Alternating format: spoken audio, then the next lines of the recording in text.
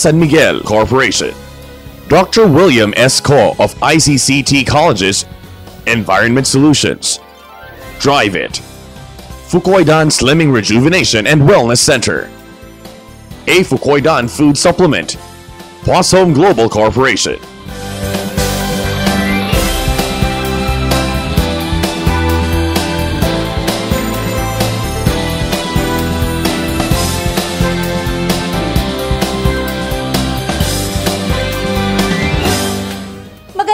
Mga kaibigan, welcome po sa inyong paboritong programa tuwing Sabado ng gabi. Marami pong problema ang nararanasan ng ating mga kapatid na OFW. Minsan, tanggapin man natin o hindi, ang mga pahirap na ito ay nagsisimula dito pa lamang sa ating bansa. Kung ano-ano ang mga yon, tunghayan natin sa ating episode ngayong gabi. Ako po inyong kapatid, Ate Marisa Dalmar, at ito ang Buhay OFW. Magandang gabi mga kapatid at muli, welcome sa Buhay OFW. Patuloy po tayo sa ating misyon na bigyang gabay ang ating mga kapatid na OFWs. Maging ito man ay tulong sa mga pagsubok na inyong hinaharap o ang pagdiriwang ng inyong mga tagumpay sa pakikipagsapalaran sa ibang bansa. Tayo po dito sa Buhay OFW ang lagi ninyong makakasama. Kaya naman sa ating special na episode sa gabing ito, panauhin natin si Alfredo Palmiere ng Fame para sa Heroes Helpline.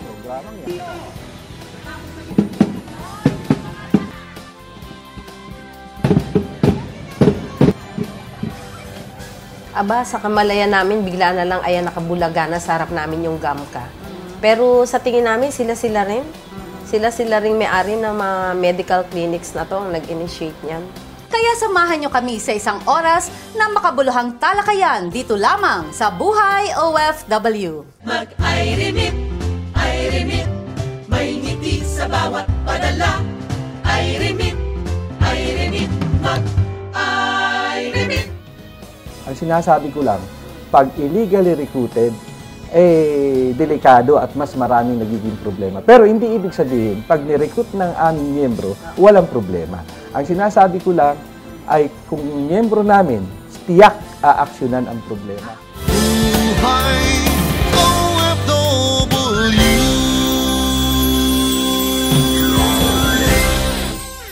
Buhay OFW.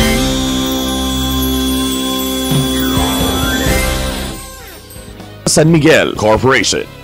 Dr. William S. Ko of ICCT Colleges, Environment Solutions. Drive It. Fukoidan Slimming Rejuvenation and Wellness Center. A Fukoidan Food Supplement. Poisson Global Corporation.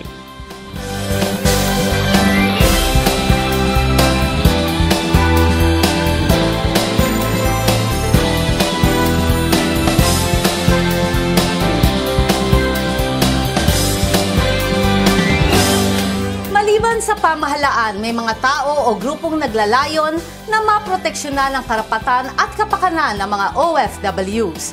Ang maganda pa rito, sila mismo ay may-ari o may mataas na tungkulin sa isang recruitment agency na nagpapadala ng tauhan sa ibang bansa. Sila ay nagkaisa at bumuo ng grupong Federated Association of Manpower Exporters o FAME. Pakinggan po natin ang panayam sa presidente ng FAME na si Alfredo Palmiere. Magandang gabi po at welcome sa Buhay OFW. Napapanood po tayo syempre sa buong Pilipinas, sa buong mundo, sa Italy, sa Guam, United Arab Emirates, Saudi Arabia, USA at syempre sa Europe. Kaya ang kapatid natin ngayon ay makakasama natin para bahagi na naman tayo kung anong tunay na ginagawa nila sa kanilang asosasyon. Magandang gabi sa iyo kapatid Alfredo Palmiere or call you kapatid Fred ng FAME. Kamusta kapatid Fred? Okay lang, magandang gabi din Marisa at magandang gabi sa iyong mga tagahanga at tagapanood. Pag-usapan natin kapatid Fred, ano ba yung sinasabi nating FAME or Federated Association of Manpower Exporters Incorporated? Ipaliwanag mo sa mga kapatid natin. Ang FAME, ang ibig sabihin, Federated Associations of Manpower Exporters Incorporated. Ito ay isang umbrella organization ng mga asosasyon ng mga recruitment agencies sa buong mundo. Kaya meron kaming 12 member associations Meron kaming miyembro na nagpo-focus sa Hong Kong, sa Taiwan, sa Japan, sa Middle East, sa mga bansang Lebanon, Jordan, Kuwait, lahat yan, Singapore, Malaysia. 12 ito at kami ay may 12. mga 600 na miyembro. Okay, 600 POEA licensed recruitment agencies. Yan po yung nagko-compose ng ating FAME na sinasabi. At syempre, ang ating kapatid na si kapatid Fred Palmiere ang presidente nito. Ilang taon na itong FAME? Ito ay tinatag namin noong 2001 pa. So, sa makatuwid, Practically 11 years. Oho. So, ngayon pag-usapan naman natin, kapatid Fred, ano na ang mga nagawa ng FAME para sa ating mga miyembro at ano naman ang nagagawang kabutihan nito sa ating mga kapatid na OFWs? Una sa lahat, ay gusto kong ipaalam sa ating manunood na ang FAME ay kabalikat ng ating gobyerno sa pagpaganda nitong ating Overseas Employment Program. Dalawa kasi yung focus ng programa ng gobyerno. Yung tinatawag na Promotion of Overseas Employment, ibig sabihin ay para mas marami pa ang pagpapadalhan natin ng ating mga OFW. Ikalawa, yung proteksyon ng ating OFW. Very important. So kami ay kasama ng ating pamahalaan sa programang yan. At siyempre pa, ang PAME bilang federasyon, kami ang boses nitong mga private recruitment agencies.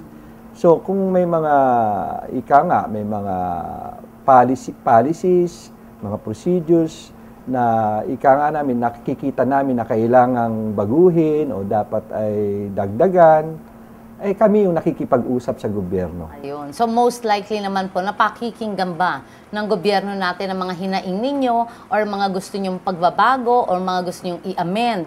Kami naman ay, ay pinakikinggan, mayroon namang mga konsultasyon, lalo na dito sa mga bagong nating mga opisyales ng PUA. Si Secretary Baldos ay palagi kaming kinukonsulta at kami ay, binibigyan ng pagkakataon na maidulog namin kung ano man ang aming mga panukala. Ngayon, kapatid Fred, meron ba tayong mga ginagawang proteksyon na masasabi nating yung mga recruitment agencies na kasama ng FAME ay ibinabahagi sa ating mga OFW directly? Ano mismo yung ginagawa nila para maproteksyonan ang ating mga OFWs? Kami sa FAME ay naniniwala na kung ang ating mga OFW ay nilalagay natin una-una sa mga employers na matitino.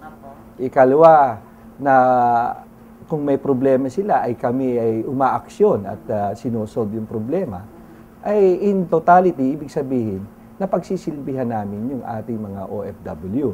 So yun ang general na programa namin sa private recruitment agencies. Siyempre kami ang nag-recruit sa kanila. Kami yung everyday, pwede kaming kausap nila. Kami ang may direct link, sa aming mga workers, OFW. So, kung ano man ang problema, kami rin ang mananagot. Dapat kayo din ang managot at kayo mag-solve. Yun nga ang sinasabi ko, Marisa. Kami ay lisensyadong recruitment agencies. Okay. Kaiba kami dun sa illegal recruiters. Basta ikaw ay lisensyado ng PUA, hindi ka illegal recruiter. Ngayon, ang sinasabi ko lang, ang pag-aalaga ng OFW through license agencies ay malayo dun sa illegally recruited, no? Kasi pag illegally recruited ka, marami tayong mga kababayan, lalo sa Middle East, na biktima ng illegal recruitment o tinatawag na undocumented.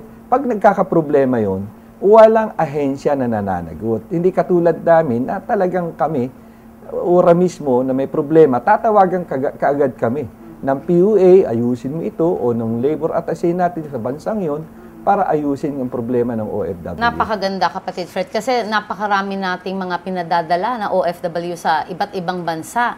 Napakarami din namang istorya ng mga illegal recruitment, human trafficking, slavery, mga battered mga OFWs natin, na kung minsan ay talaga namang sobra na at minsan napapatay pa, namamatay pa at nagkakaroon ng mga kaso na kung minsan ay hindi nabibigyan ng tamang kaukulang solusyon. Ito bang mga ganito mga pangyayari ay bibihira sa asosasyon nyo sa FAME or ito ba'y masasabi nating more on dun sa mga agencies na hindi miyembro ng FAME? Hindi ko naman masasabing gano'n. Ang mga pangyayari na sa ating mga kababayan sa labas ng bansa, ang sinasabi ko lang, pag illegally recruited, delikado at mas maraming nagiging problema. Pero hindi ibig sabihin, pag ni-recruit ng aming miyembro, walang problema. Ang sinasabi ko lang ay kung miyembro namin, tiyak aaksyonan ang problema. Aaksyonan agad. Oo. Ayun. Hindi natin Tutulungan. maiwasan ang problema. Hindi maiiwasan. Oo. Talagang hindi naman pwedeng perfecto employer na mapupuntahan mo. At saka itong mga incidenting to ay kuminsan hindi maiiwasan lalo na kung illegal pa nga ang pagpasok mo sa isang bansa. Yun Diba? ang talagang Ayan. nangyayari sa ating mga kababayan doon. Kamakailan nagkaroon ng protesta itong sinasabing yung mga medical clinics sa GAMCA at nakunan din natin yan ang ating buhay OFW. Ano ang stand mo dito? Meron ka bang protesta na iilan lamang 17 lang yata na medical clinics ang pwedeng maging accredited na magbigay ng mga medical health record at medical check-up sa mga OFW na ipaparas natin sa bansa? Ang totoo, ang nanguna dito sa protestang ito, itong aming grupo, itong federation, no? Yung FAME at saka kasama dun yung Coalition of Licensed Agencies Deploying Domestic and Service Workers. So dito, ang sinasabi namin ay nakatadhana na sa batas natin ngayon sa Republic Act 10.0022 na hindi pwede na mayroong grupo ng medical clinic na magdidikta kung saan dapat mag-medical examination ang workers. Ay yung GAMCA, yun nga ang ginagawa. Sila ang nagdidikta kung saan clinic lang pwedeng mag-medical examination yung mga workers. Ang masakit pa nga dito, pagdating dito, ang nangyayari kung saan-saan clinic pa pinapupunta na hindi naman malapit sa sa titirhan nila. Pareho rin po ba ang kinukuha nilang fee? Mas Ayun ang mababa, isa pa, Marisa. mas mahal o tama lang? Ang masakit nga ang katotohanan dyan, ang ordinary dati na medical examination fee, 1,250 lamang. 1,250 dati. Ngayon Dati po, ngayon, 2,730 na sobra lang. naman yata ang pagtataas. Mukhang more than double ang Opo. nangyari rito. Baka So, naman nagdagdag ng mga ibang mga ay check-up sinasabi nila, laboratories. merong kaunting dagdag na mga laboratory test, pero hindi pwedeng maging doble yung presyo. Opo. Questionable yun. Questionable. Kaya nga, sinasabi namin, dagdag gastos, dagdag hirap, dagdag kalbaryo sa ating mga OFW. Narinig na po ba kayo ng ating mga proper government agencies or ng Department of Health tungkol dito? Naniniwala kami, parang hindi na lalaman ni Secretary Ona itong... Yung mga nangyayaring ito? Ito paglabag na sa batas. At nagkaroon na nga ng hearing sa Kongreso para ipatigil itong ginagawa ng mga medical clinic. Ang hindi ko lang humaintindihan dyan, kapatid Fred, sa dami, milyon-milyong Pilipino natin, ng mga kapatid nating OFW na lumalabas ng bansa, kung lalabing 7 lamang ang medical clinic at nasa Manila pa, kawawa naman ang mga kababayan natin. Medical clinic pa lang, hindi na sila makakatapos. Kailan pa sila aalis? Yun Diba nga, po? ang nangyayari nga, ang talagang dapat na sistema, 1 day lang ang medical result. Pero ngayon, 15 araw inaabot. Hindi pa tapos. Kasi ang 15 nangyayari days. nga, kuminsan, pabalik-balik yung worker kung ano-anong test ang ginagawa. Yun ang isa pang kini-question namin. Alam mo, Marisa, siguro dapat tingnan din natin ng mga kababayan, ilan ba talaga umaalis na OFW? Ang sabi ng PUA, mahigit 1 milyon taon-taon. Taon-taon. Halimbawa na lang, alam nyo, yung GCC o GAMCA, ito dun sa Gulf States lang, sa bandang Saudi Arabia, Kuwait, Qatar, Oman, UAE, ilagay Paano na natin iba pa? 600,000 yan. Okay. Kung 17 lamang yung Opo. nagsiservisyo. Oho, napakahirap nga naman. 3,000 isang buwan halos yung siservisyuhan nila. Napakahirap nun. Napakahirap. Tapos yun nga, natatagalan yung mga workers natin. Ay, nako kapatid Fred. Siyempre, ang ating presidente ng FAME, bigyan mo ng mensahe ang mga kababayan nating OFW at yung kagustuhan ninyo makatulong pa para sa kanila. Ay, ang pahatid ko lamang naman sa ating mga mahal na mga OFW ay sana ay talagang kayo ay mag-apply lamang sa mga licensed recruitment agencies. Kami po ay talagang gustong makatulong sa inyo at kung mayroon nga na nangyayari mga problema sa mga job sites, ay sabi ko nga hindi naman maiwasan, ay itong aming mga miyembro ay talagang umaaksyon at ginagawa ng solusyon. So maraming salamat ang ating kapatid na si Mr. Fred Palmieri ng Fame. Congratulations, more power, at syempre magkikita pa tayong muli. Salamat, Vanessa. Mula sa pagpapamedical ang hindi pagbabayad ng placement fee, pati ang pagdating sa ibang bansa at kahit nga remittance ng OFWs hanggang sa kanilang pagbabalik muli dito sa bansa. Nakakatuwang isipin na maliban sa pamahalaan ay may isang grupong tulad ng Federated Association of Manpower Exporters o FAME na sinisiguro na ang bawat recruitment agency ay gumagawa ng kanilang trabaho ng tama. Ang pagbibigay proteksyon sa karapatan at kapakanan ng mga OFW sa buong mundo. Muli, maraming salamat at mabuhay ang FAME. Magbabalik po ang Buhay OFW. Mag-I-remit, I-remit, may ngiti sa bawat padala. I-remit, mag-I-remit. Yung decking, ang ibig sabihin nun, sila pa rin yung magpa-farm out ng mga aplikante natin. Buhay OFW.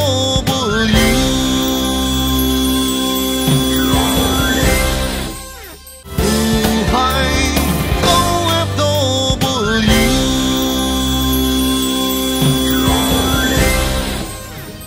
San Miguel Corporation. Dr. William S. Ko of ICCT Colleges, Environment Solutions. Drive It. Fukoidan Slimming Rejuvenation and Wellness Center.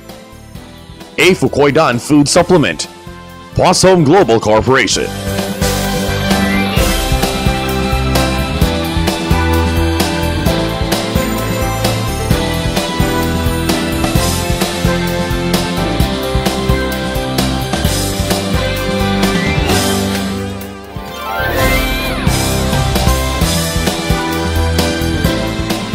Magandang gabi po sa inyong lahat, syempre sa buong Pilipinas at sa buong mundo. Napapanood po ang Buhay OFW sa Italy, sa Guam, sa Saudi Arabia, United Arab Emirates at sa USA. Ngayong pong gabi ay makakasama natin ang presidente ng United Placement Philippines Inc. Wala pong iba kundi ang ating kapatid na si Miss Lita Hison. Magandang gabi, kapatid Lita. Magandang gabi sa iyo, Marisa. Magandang gabi rin sa tagapanood ng Buhay OFW. Kamakailan nagkaroon tayo ng rally tungkol dito sa mga pinaglalaban ng ating mga OFW. Bigyan mo nga kami ng Kasama konting, kami dyan. kasama syempre tayo dyan. So, bigyan natin ng konting backgrounder kung ano nangyari sa rally natin. In fact, kami ang nag-organize ng rally na yan. Ang FEDEMANEX, ito yung asosasyon ng mga license agency na nagdi-deploy ng mga OFW, kasama yung CLADS, Coalition of License Agencies for Domestic and Service Workers. Naramdaman na kasi namin yung hirap ng mga OFW kasi nagre-reklamo sila sa amin Lalo yung mga taga-probinsya na pupunta rito, hindi na alam yung mga medical clinics. Okay. Ngayon, etong mga medical clinic, meron silang asosasyon na tinatawag na GAMCA. GAMCA, Association. Oo. Association ng mga medical clinics. Association ito ng GAMCA. 17 medical clinics. Nasa kanila lang pwedeng mag-medical yung Kuwait, Oman, Qatar. Qatar, yung tatlong bansang ito. Oo, yan. Dati nga Saudi, pero ngayon hindi na yung Saudi. At dati, 17 sila. Then, sige, okay na lang, pumayag na rin kami. Kasi pag sa iba kami nagpa-medical, hindi i-stamp nung embassy, nung mga bansang sinabi namin, yung visa ng mga workers. So, no choice kami. No choice. Pero maliwanag na monopolyo yon, di ba? Of course. Oo, kasi 17 na lang samantalang napakarami nating medical clinics. Mahigit 100 kaya yun. Okay. Yung accredited sa... Matanong ko nga, kapatid Lita, sino ba nag-initiate na itong tinatawag na GAMCA kung saan 17 medical clinics na lang ang pwedeng gamitin para sa mga OFWs natin dito sa mga countries na ito? Aba, sa kamalayan namin, bigla na lang ayan nakabulaga na sa harap namin yung GAMCA. Pero sa tingin namin, sila-sila rin. Sila-sila rin may-ari ng mga medical clinics na to ang nag-initiate niyan. Pero malakas din kasi nakapag-approve sila sa mga countries na ito na sila na lamang ang pwedeng gamitin.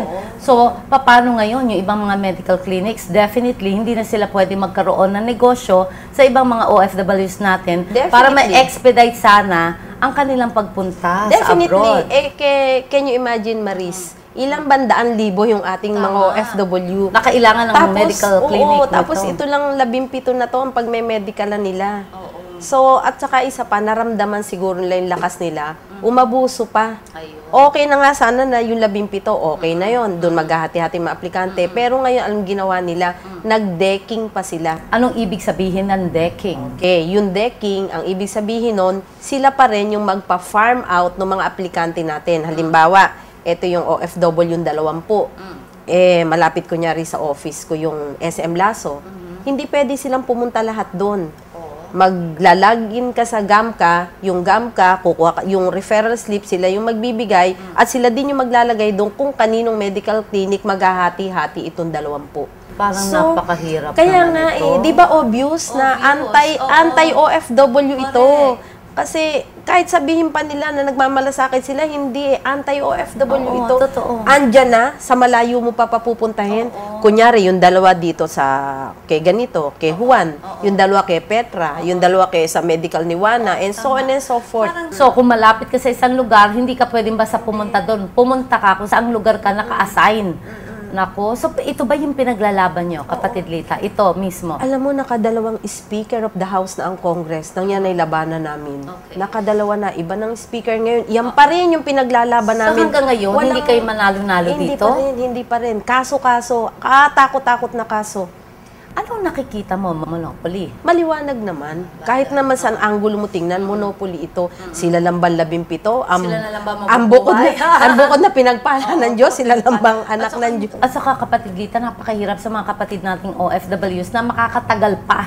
Para makapag-abroad sila, maghihintay siguro sila, pipila sila. Alam mo, dapat nga medical clinics dapat nga magtayo sila ng klinika pa sa probinsya. Magtayo sila sa Mindanao, magtayo sila sa Visayas, para yung mga taga-probinsya, taga-Mindanao, hindi na pupunta ng Manila. So, wala sila sa probinsya? Wala sila. Meron kaming, noon nag-request kami na maglagay doon, naglagay yata sa Davao, meron na ngayon sa Cagayan, pero bakit yun walang decking? Bimo, walang decking sa Davao, walang decking sa Cagayan. Dito lang sa Manila. Dito lang talaga. Dito lang sa Manila decking. Pero ngayon sinabi ko na, baka lagyan na rin nila ng decking doon. Ano ngayong kapatid Lita nangyari nung nag-rally kayo dito sa DOH? Sa kasamaang palad, wala si Secretary. Pero kinausap naman kami ni Attorney Loterio. Okay. Si Attorney Loterio, ito yung laging pinapupunta ng DOH sa Congress. Pagka ito yung pag ito yung na yung topic, kaya si Attorney Loterio sawan-sawa na yun sa mukha namin. Kinausap naman niya kami, sabi niya, Miss Lita, pakitahan nyo lang kami ng ebidensya na meron talagang decking na ganyan at yan ay action na namin. In fairness sa DOH, in fairness to them. Nung after ng hearing ng Congress, naglabas na sila ng direktiba na hindi na pwede itong decking ng GAMCA. Etong GAMCA naman, nag-file sila ng TRO dito sa Pasay. At nagtagumpay naman sila, nakakuha sila. Yun yung nakakuha sila ng TRO, ng injunction. Nakakuha sila nun. Yun yung isang malaking problema. Kasi daw, yung judge na nakakaalam nung kaso na to, nag-inhibit yata. May panibagong judge. Yung bagong judge, siya yung nag-issue. Okay. So ngayon, kapatid Lita, pag-usapan naman natin, so at least ngayon tingnan natin kung anong mangyayari sa pinaglalaban ninyo. Basta't sabi ni Director Loterio, pakitaan nyo lang kami ng ebidensya na talagang may decking. Magbigay kayo ng affidavit ng mga tao na na-deck at yan ay action na namin. O sige po kasi wala pong problema, marami kaming ebidensya. Pagkabigay po namin yan, aksyonan nyo na ho kasi pag hindi, babalik po ulit kami dito maglaro. That's good ako Siyempre, attorney ba to? Attorney Loterio. Naniniwala naman kami kasi nag-action naman nga ang DOH nun Okay, so hintayin po natin ang action ng Department of Health tungkol dyan.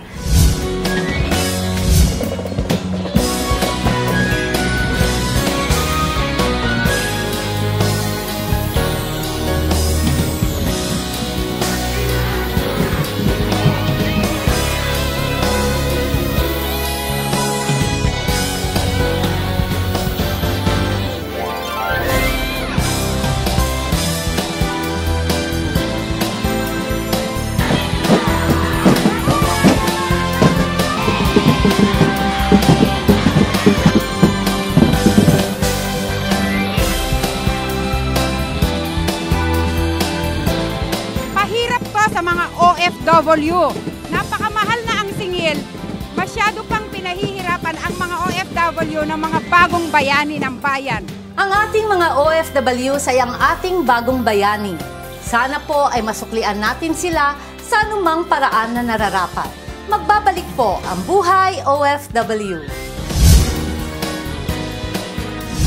Sinusuportahan ng Veterans Bank ang Veterans Federations of the Philippines o BFP.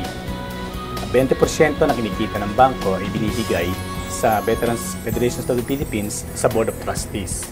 Ang Board of Trustees, taon-taon ay nagsasagawa ng medical mission, pagpupunda ng mga equipment, medical equipment at pagbabahagi ng mga gamot sa mga veterano.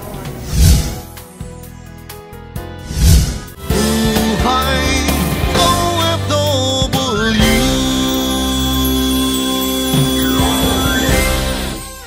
Buhay OFW.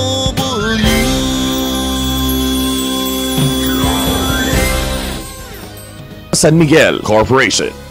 Dr. William S. Ko of ICCT Colleges, Environment Solutions. Drive It. Fukoidan Slimming Rejuvenation and Wellness Center. A Fukoidan Food Supplement. Poisson Global Corporation.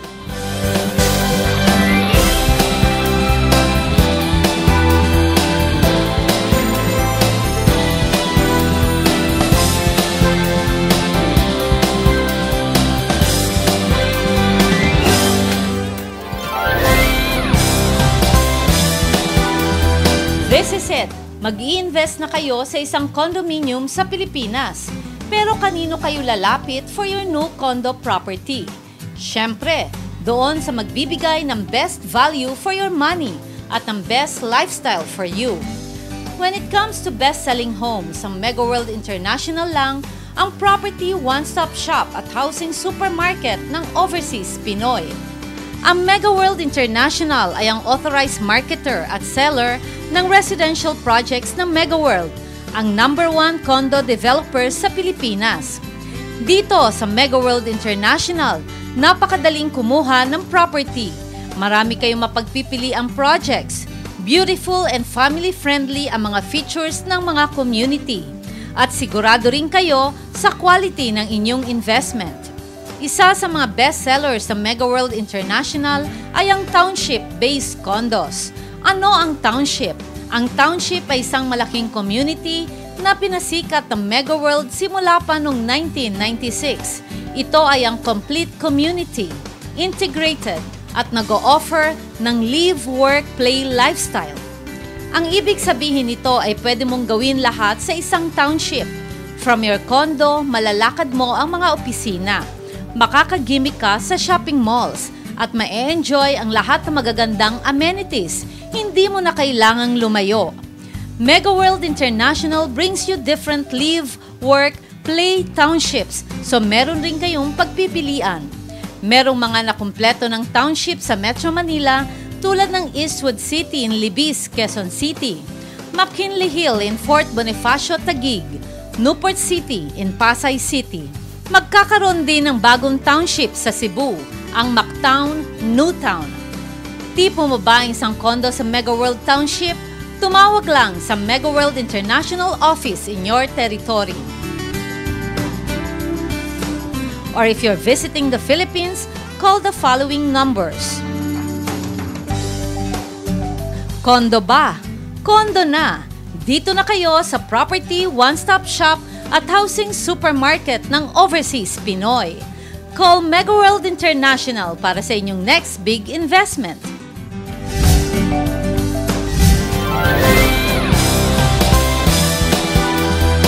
Ngayon naman kapatid, dito pag-usapan natin itong Kuwait, itong Qatar at Oman kung saan itong iyong placement agency ay nagpapadala ng mga household service workers, semi-skilled like waiter, waitresses, ano-ano pa? And domestic helper. Oh, yeah, Yun domestic ang, helpers. actually, yun yung bulk. Ang bulk. Okay. Sabihin natin sa Kuwait, sila ba yung nagbabayad ng mga placement fee? Sila yung domestic helper? Nasa batas Walang bayad. natin yan Okay, na good. zero placement fee. Of course. Kaya tinatanong kita, baka mamaya kumukuha ka eh. Hindi. Siyempre, no? Okay. In addition pa nga doon, meron pa rin kami, libre passport kami, libre documents, libre medical, then transportation from the province to Manila, doon sa mga tao na walang kakayanan, lalong-lalo na sa Mindanao, yung ating mga kapatid na Muslim. That's good. Yung mga Christian, nakakabayad sila ng medical, nakakabayad sila ng pamasahe papunta rito, pero yung mga kapatid natin na nasa mga Muslim malalayot nasa na Mindanao, walang-wala talaga. Okay, so good. Libre. Kung gano'n, importante, Pati food and libre lodging. lahat. Pero, meron din naman downside yun. May hindi naman din maganda.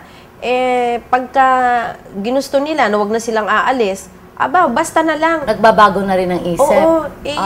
Okay. Sa ano namin, Kumasos ka na lahat. kasi wala silang puhunan Oo. Alam mo, yung kapartner ko nga dito, si Mr. Jerry Gratil, 2 beses na yan na biktima. Pumunta pa yan sa malayong lugar, pinuntahan yung aplikante kasi nung kinontak niya na may visa na, niho, hindi na sumasagot sa kanya. So pinuntahan niya yung aplikante.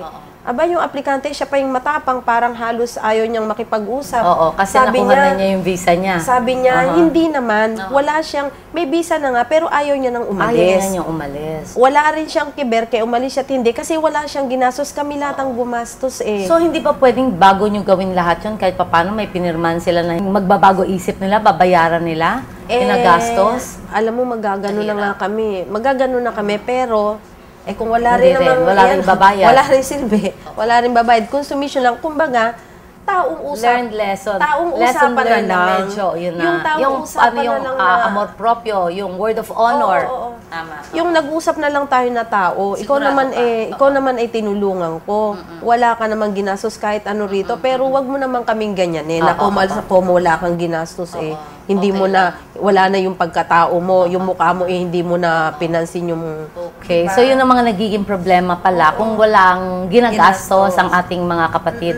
Okay. So, Hindi mag-apologize nga, hindi nakarinig ng apology yun lang ang kay medyo Mr. Jerry. nakakainis, ano? Sabi ni Jerry, sabi niya, Iha, humingi ka lang ng paumanin sa akin na sir, okay pasensya na pagod yung okay wala. na. Ngayong kapatid Lita, so anong naman ang nagiging estado ng ating mga OFW na mga service worker dito sa Kuwait, sa Oman, sa Qatar?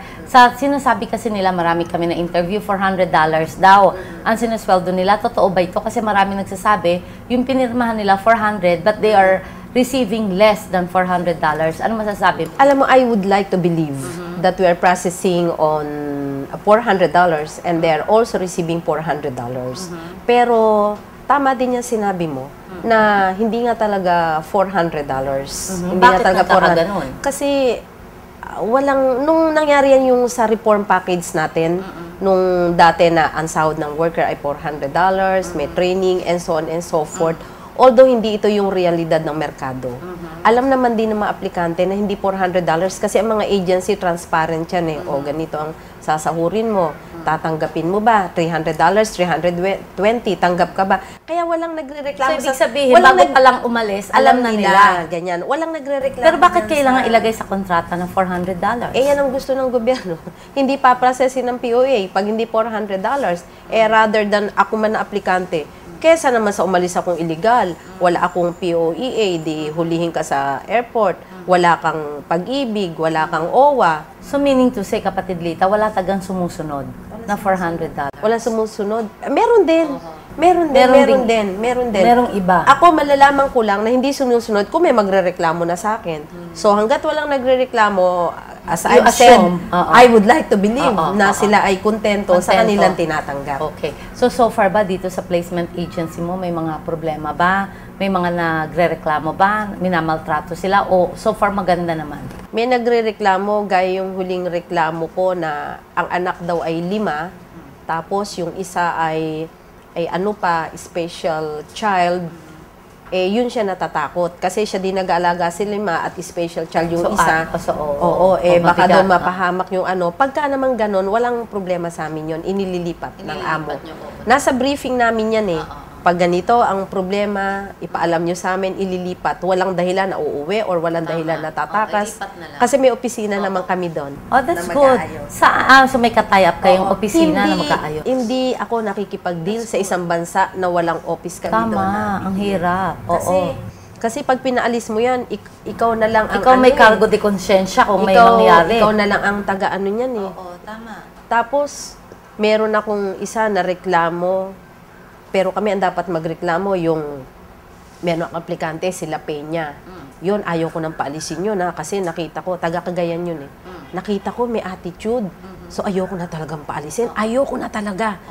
Baka mapahamak ka. Nasa boarding house, naawa naman yung secretary ko na, ma'am, paalisin na natin. Kawawa naman siya kasi sabi niya, ang pamilya niya daw, wala nang paniniwala sa kanya. Lagi daw siyang failure. Kasi ano siya, single oo. Kaya tinulungan ko na rin. Ano nangyari? Okay naman siya ngayon? Nako, pagdating sa Kuwait, siguro baka nakailang araw pa lang, sabi niya, uuwi na raw siya ng Pilipinas at hindi pa raw pala kaya ng pagkatao na siya ay maging domestic helper. Wow. Talaga may attitude. Hindi. Yun yung sinasabing attitude. Yun na nga. Dapat wala namang masama kung ikaw ay domestic helper, basta ayusin mo lang yung trabaho mo. Kaya nga, hindi nga siya college graduate. Meron nga akong graduate ng nursing. May teacher ako. And kung ano-anong mga tapos na ganun ang trabaho, siyang hindi graduate. Minamata niya yung pagiging domestic helper. That's right. Hindi pwede. Meron nga tayong domestic helper, kapatid. Naging politiko sa Roma. Di ba? Save mo. Kaya nako mga kapatid, wag niyong bastahin yung pagiging domestic helper. Hindi niyo ba alam stepping stone yan? Kung mag-aral kayo, mag-ipon kayo, mag-aral kayo, malay niyo. Alam mo, lagi nga sabi ko sa mga umaalis, sabi ko, maging proud kayo sa sarili nyo. Kasi kayo yung nagsasakripisyo, pag doon nagpapaaral ng kapatid, ng anak, hoping against hope that you will be the last domestic helper in the family. At hindi kayo umaasa na lumalahad sa pamahalaan natin ang hihingi ng voucher, di ba? Para magkaroon ng mga subsidy. Yung mga ganun. Nagpinili nilang magtrabaho, di ba? So ngayon, totoo yan, kapatid Lita. Kaya kayo mga modern day heroes, huwag niyong babasta-bastahin ang trabaho niyo. Kahit na anong trabaho, basta marangal. Ngayon, kapatid Lita, ano-ano pa yung mga iba nating, di ba? Domestic helper, waitress, waiters, ano-ano pa yung mga experiences mo na maganda na pwede natin sabihin sa mga kababayan natin when it comes dito sa pagpapadala natin sa abroad? Marami naman. May mga success stories? Meron. Alam mo, yung isa namin na pinaalis sa Qatar, umalis siya noon, siguro basta more than 10 years ago. Wala siyang, yung employer nahiya lang sa akin. Wala kasi itong skills eh. Nilagay lang siya sa kitchen, nahiya lang sa akin kaya niya tinanggap. Siya ngayon production manager na ng Opera Cafe. Doon sa Opera Cafe, ang mga nasa mataas na posisyon doon, puro mga Arabo. Siya lang yung Pilipino na nasa malaki na sweldo niya. Malaki na sweldo. Hanggang ngayon, nandun pa rin siya. That's nice. Pinapupunta nga siya dito ng kumpanya. Siya na yung nag-i-interview dun sa mga tao. At marami. At least makakatulong pa siya sa ibang mga Pinoy nating kapatid na nandoon, di ba? So ngayon, ang trust mo, gaano karami ka magpaalis every month sa Qatar, sa Oman, at saka sa Kuwait? Yung Qatar kasi seasonal eh. Seasonal lang yan kapag kami, itong Opera Cafe namin, sabi ko nga sa'yo, nung nag-start to isa lang. Ngayon, 13 na sila. Ako lang yung agency na kinukunan nila. Mula pa lang nung conceptualize ito, nandun ako. Tapos ngayon, 13 na. Ito, lately nga lang, nandito yung anak na pamangkin nung may-ari, kumuha na naman. Sa Kuwait, nag-average ako ng mga 60 to 70 a month. 60 to 70 a month, okay. Yung wag silang matakot, yung mga gusto mag-apply ng domestic helper, kapatid, wag silang matakot dun sa news na namaltrato, na gano'n, na gano'n. Kasi tignan nyo yung record ng namaltrato. Pinaalis to ng mga illegal recruiter. Hindi na mga licensed agency. Dapat pupunta lang ho kayo mga kapatid sa mga licensed agency kasi ang lisensyado natatakot din na magkaroon ng problema later on. Dahil ba maya, ipasarap pa, di ba? So, iingatan po kayo. May hahabuling lisensya. Merong magagarnis na escrow money. Yung mga illegal recruiter, paglipad mo dyan, magreklamo ka na sa irereklamo mo. Pag isinara ang office niyan, lagi ko sinasabi, may office yan sa ilalim ng punong mangga. Pag isinara, magtatayo ng panibago yan sa ilalim ng santol, di ba? Hindi ka mukha ng license agency, nasa record yan ng POEA. May opisina. May opisina. Wala pwedeng lagyan close. Tapos, may record. May record. Merong yan, syempre, kausap nga natin si Admin Hans, na sinasabi na ireklamo mo sa atin, kapatid Marisa, yung mga recruitment agency na nagkakaroon ng mga raming mga illegal na mga activities at aaksyonan natin. Alam mo, sabi ko kay Admin Hans, Admin, sa experience ko po ng natuto na rin Ilang kasi taon ka na nga ba? na 25 na ako sa 25 recruitment. years. Sabi ko, admin, sa experience ko po nang kakapunta ko sa Mindanao, marami po dyan talaga yung mga recruiter na walang lisensya. Sa totoo lang may mga Arabo pa kasi sila, they are the people on the ground. So, sila yung nakakausap ng mga aplikante. So, sa kanila talaga mag-a-apply. So, bakit po sana luwagan ninyo yung pagtatayo ng mga branches ng mga license agency sa mga lugar na yan. Oo, para mas maraming mas legal, malapit, di ba? Mas marami ng kalaban.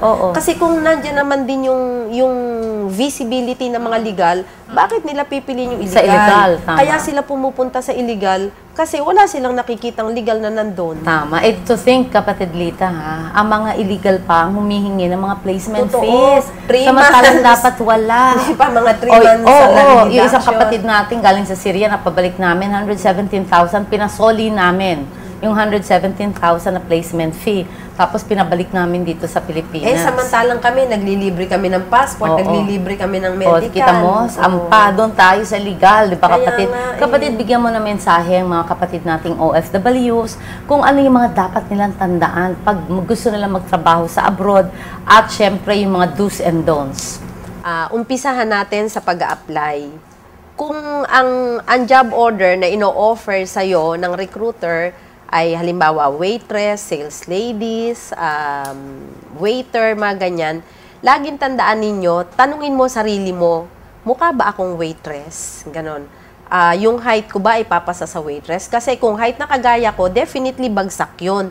Pero pag ikaw iniinganyo ng recruiter, sige, papalisin kita ng waitress, despite yung hindi ka nga marunong maka-English, tapos yung height mo, tapos marami kang pimples, niloloko ka lang nun.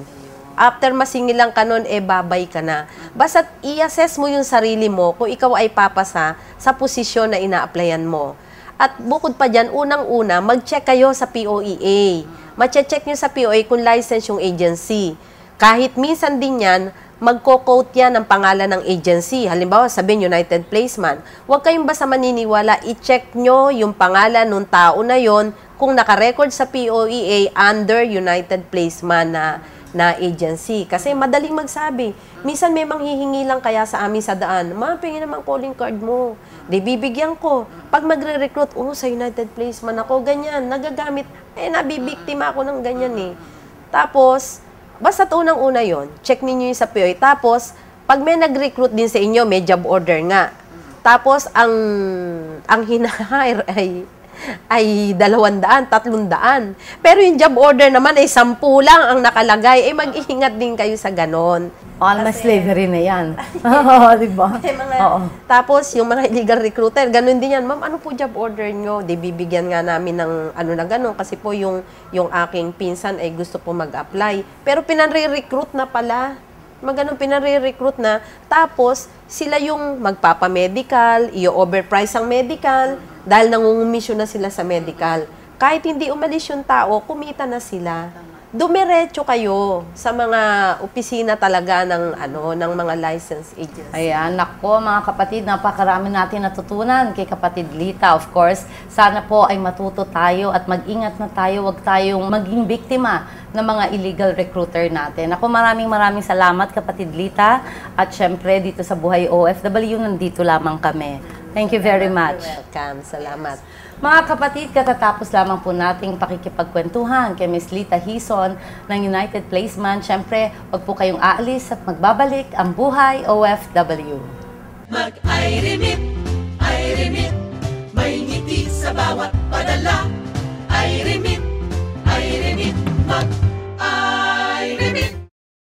Buhay OFW.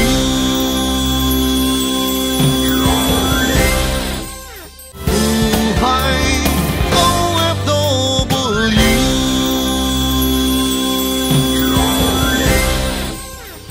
San Miguel Corporation. Dr. William S. Ko of ICCT Colleges, Environment Solutions. Drive It.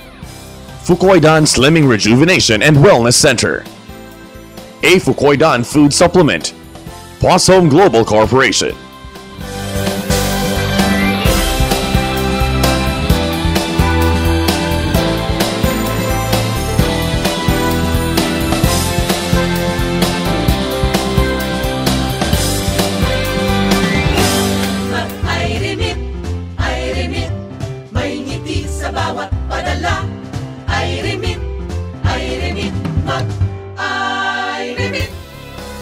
Sabi po ni Albert Einstein, 100 times every day I remind myself that my inner and outer life depends on the labors of other men, and that I must exert myself in order to give in to the same measure as I have received and am still receiving.